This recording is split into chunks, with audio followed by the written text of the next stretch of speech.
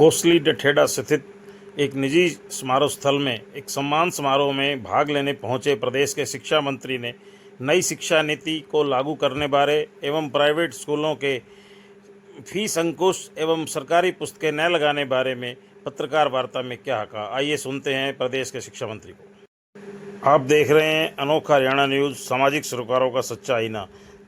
हमारे चैनल को लाइक एवं सब्सक्राइब करें। है आप कमिटमेंट पहले दो बातों का किया, एक तो जो निजी स्कूलों को लेकर के आपने कहा फीस पर अंकुश का, और दूसरा निजी स्कूलों में जो पुस्तकें हैं वो सरकारी पुस्तकें जो सरकारी पाठ्यक्रम में जो वैलिड है वो पुस्तकें लगे, दोनों ही लागू नहीं हुए और अभी भी आप तक तो सीबीआई सीआईडी सब पहुंचती है। क्या कारण रहा? देखिए मैं एक बात देखिए, नहीं ऐसा नहीं है, हर व्यक्ति अपने नजरिए से देखता है। जिन लोगों ने ये काम शुरू किए, स्कूल्स बनाए हैं, वो भी हमारे बच्चों को पढ़ा रहे हैं, कोई गुनाह नहीं कर रहे हैं। अच्छा रिजल्ट दिया है। मैं विरोध में नहीं। मैं एक मिनट देखो, जो कमियां रही उन कमियों को दूर करना, उसके लिए उनको यही कहा कि देखो भाई बहुत लंबा समय हुआ है, आप जो कमियां हैं आप उनको दूर करते जाइए और जो नियम है उस नियम के अनुसार आप अपने स्कूल्स को, अपने संस्थानों को चलाइए। एक बात। दूसरी बात ये कि जो मनमानी की बात है, 100% मैंने उन तमाम संस्थाओं पर जहां पर से हमें मेल के द्वारा या टोल फ्री नंबर के द्वारा या पत्र के द्वारा जिनकी भी शिकायत हम लोगों को मिली है, हमने, हमारे अधिकारियों ने वहां पर जाकर कार्रवाई की है। और जब कार्रवाई कर रहे थे तो कड़ी कार्रवाई हो रही थी। मैंने खुद कहा कि देखिए एक अवसर जरूर देना चाहिए, इसमें आप लोग गलत भी कह सकते हैं, इसको ठीक भी कह सकते हैं। मैंने ये कहा देखिए आज के बाद अगर कभी इस तरह की कोई बात आई तो फिर जो नियम अनुसार होगा उसमें आप दंडित होंगे। और उसके बाद मुझे कोई शिकायत नहीं मिली। फिर भी अगर कहीं से कोई ऐसी घटना हुई है तो आप हमें बताइए, हम उस पर अंकुश लगाएंगे। अभी आप लोग कहते हैं कि क्या, देखिए मैं एक बात कहूंगा, पिछले 5-6 महीने में शिक्षा विभाग ने अपने टीचर्स के साथ मिलके, बीओ सबके साथ मिलके हमने एक योजना बनाई कि तो प्राइवेट स्कूल का रिजल्ट अच्छा आ सकता तो हमारा क्यों नहीं आ सकता। तो मुझे हमारे गुरुओं में, अध्यापकों ने आश्वस्त किया कि सर इस बार आप जिस हिसाब से हम लोगों के साथ बात कर रहे हैं, जो आप हम लोगों को कह रहे हैं, उसके अनुरूप हम लोग आपको ऐसा रिजल्ट देंगे कि आपकी तबीयत खुश होगी। और मैं ये बता दूं, प्राइवेट स्कूल से ज्यादा अच्छा साइंस साइड में हमारे स्कूल का रिजल्ट है और कॉमर्स में और आर्ट्स में भी 1% पीछे है। यानी कि जिनके बारे में, स्कूल के बारे में सारा विपक्ष बोलता है टीचर नहीं है, इंफ्रास्ट्रक्चर नहीं है, व्यवस्था नहीं है, उन लोगों के मुंह पर तमाचा है कि वो परिणाम, वो जो बोल रहे हैं इसका मतलब झूठ है। और हम लोग आपको विश्वास दिला रहे हैं कि अभी पहले से ज्यादा एडमिशन की संख्या हमारी हो चुकी है और आगे भी हमारे एडमिशन की संख्या बढ़े। मैं तो आपके चैनल के माध्यम से सभी के एक निवेदन कर रहा हूं। देखिए ये एक धारणा बन गई है कि प्राइवेट स्कूल। अरे भाई हमारे सरकारी स्कूल में बहुत अच्छे मास्टर हैं, बहुत बढ़िया हैं और आपके लिए आप ही का स्कूल है, आप भरोसा करिए। हम ये नहीं कह रहे कि प्राइवेट में मत पढ़ाइए। देखिए आपका अपना निजी विचार है कि भाई आप अपने बच्चों को कहां पढ़ाएं। हम ये कह रहे हैं कि हमने हरियाणा के सरकारी स्कूलों की कायाकल्प करने की कोशिश की है, वो हुई है और उसी के कारण ये बेहतरीन रिजल्ट मिल रहे हैं। अगर मैं हायर की बात करूं तो 3 जून से पहले कभी भी आज तक एडमिशन प्रक्रिया शुरू नहीं हुई।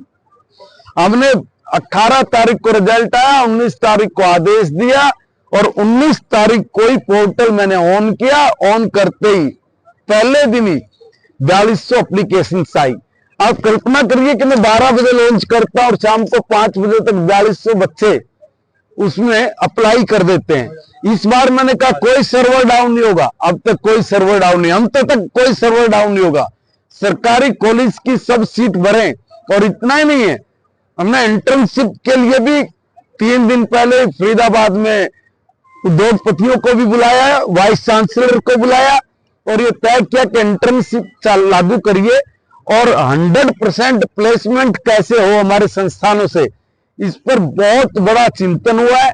और मुझे ये बताते बहुत खुशी हो रही है कि जो हमारे इंजीनियरिंग पॉलिटेक्निकल कॉलेज हैं उनकी 100% प्लेसमेंट है, 98%।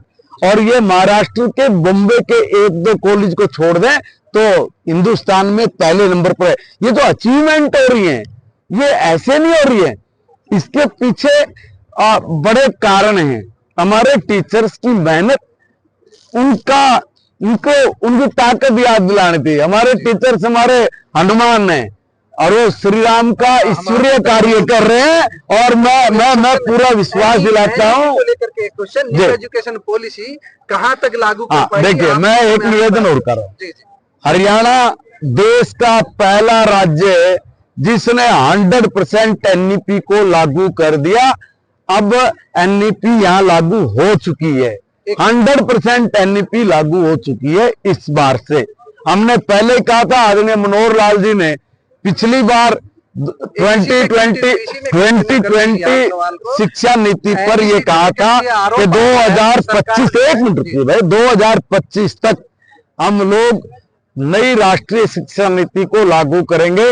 मुझे फक्र है कि मेरे नेता ने, मनोहर लाल जी ने जो कहा था, आदरणीय नायब सैनी जी के नेतृत्व में हमने एनईपी को लागू कर दिया।